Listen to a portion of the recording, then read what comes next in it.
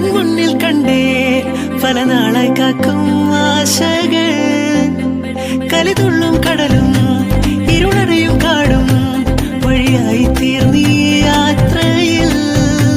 അനുരാഗം തോന്നിപ്പോയ അവരെന്റേതാകും പോലെ അപരാധം എന്നും നേരില്ലല്ലോ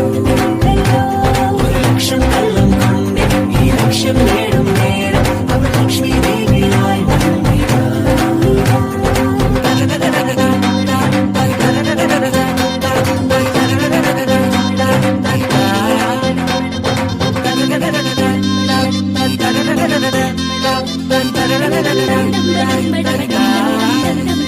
ഒരു സ്വപ്നം